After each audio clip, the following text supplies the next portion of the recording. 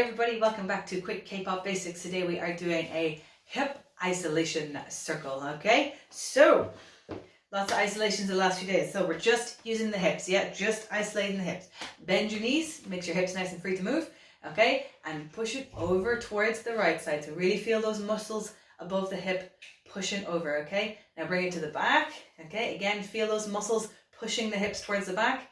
Bring it over to the left side. You can feel here that push, that tension. Bring it to the front, just like our C shape from our up down bounces. Yeah, push it back towards the right, to the back, to the left, to the front. And all we got to do now is smooth out the shapes. Remember, it's an isolation. The rest of the body's not invited.